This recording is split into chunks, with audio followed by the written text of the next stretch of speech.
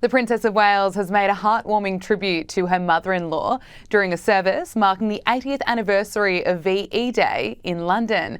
Princess Catherine wore a pair of Collingwood teardrop earrings that previously belonged to Princess Diana. Princess Catherine also wore an Alessandra Rich black and white polka dot dress, which served as a subtle nod to Princess Diana, who famously wore a similar ensemble to Royal Ascot in 1988. The Princess of Wales was accompanied by her husband, Prince William, at the VE Day service at Westminster Abbey. King Charles has renewed calls for world peace during his speech. He's seen it as his duty to lead this anniversary, but in a surprise to the crowd, the King took to the stage.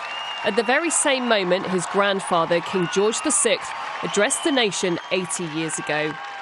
We shall rededicate ourselves not only to the cause of freedom, but to renewing global commitments to restoring a just peace where there is war, to diplomacy, and to the prevention of conflict.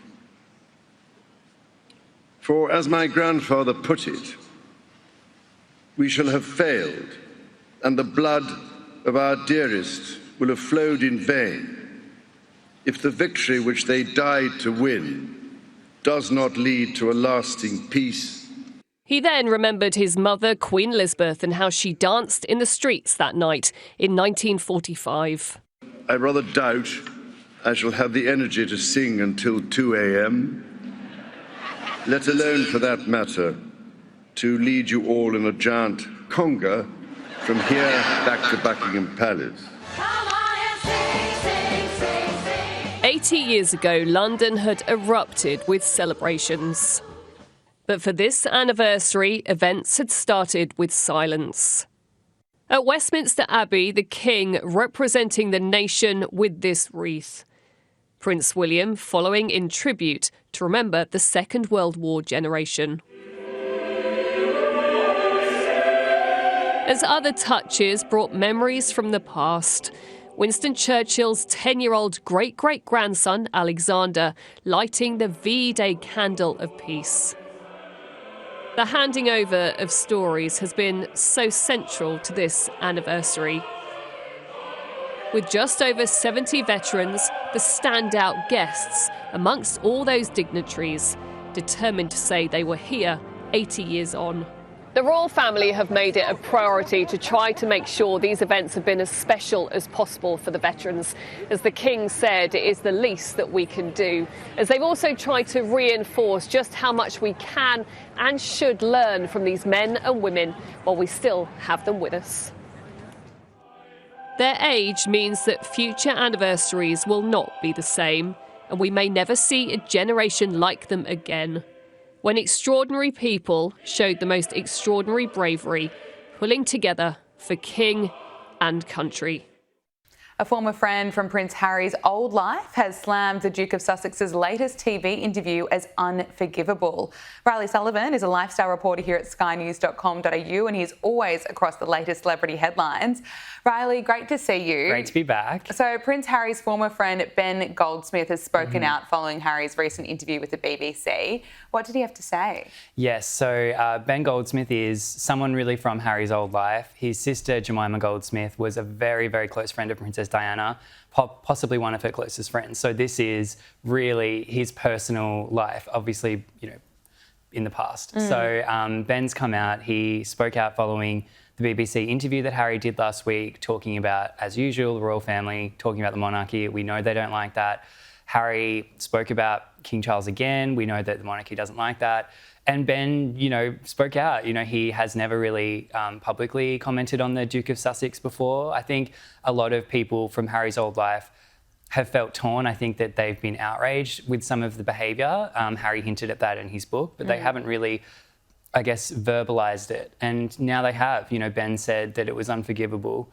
Basically, that's what Harry's behaviour is. So quite damning and sad because, the interview that Harry did was sad. And And I don't think it's going to change anything. Absolutely not. And I think it's, I'm sure Ben is not alone in believing that it's unforgivable. No. The family of Prince Andrew's accuser, Virginia Giuffre, have launched a GoFundMe to build a memorial in her memory. So Virginia reportedly left a multi-million-dollar estate. Why have the family chosen to launch the fundraiser?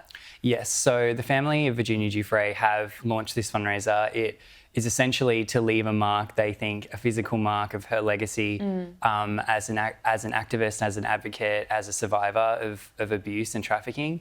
And of course there were questions because we know that Virginia Giuffre has received millions of dollars in her lifetime through settlements.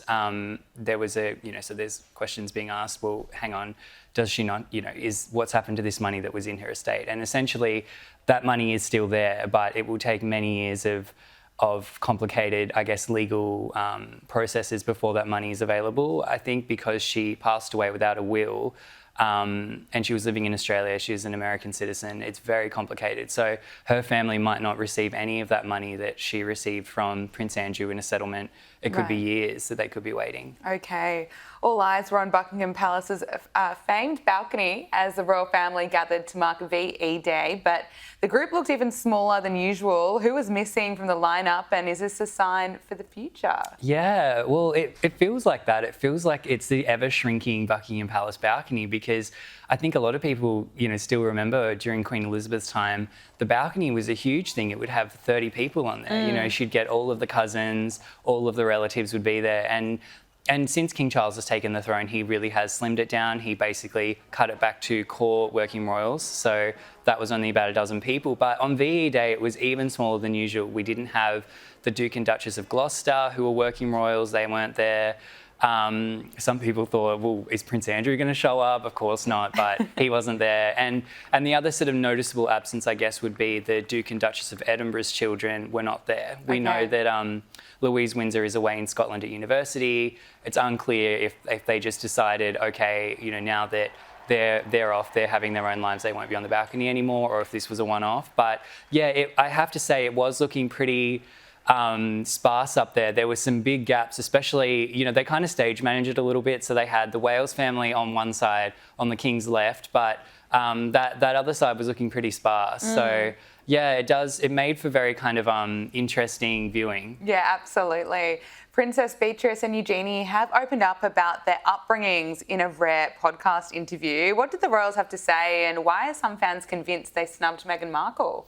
Yeah, well, this is quite a funny one. So Beatrice and Eugenie are good in the sense that they don't really talk about their personal lives. They don't cash in. They could. I mean, technically, there's nothing stopping Beatrice and Eugenie from doing what Meghan and Harry have done, selling books, going on TV, doing all of these things, but they've never done that. They're discreet, they live their own lives, and I think because of that, they are still in the fold with the royal family. But they did sit down for this podcast, I will say, and it was actually with one of Harry's ex-girlfriends, so that's the first sort of dig at Meghan. But the major dig would be, well, hang on, Meghan's got a podcast. We know she's desperate for high-profile guests. We know that she's tried to get Beyonce and Taylor Swift, and they didn't want a bar of it. So presumably, she's probably sitting in Montecito thinking, hang on, why haven't you done my podcast?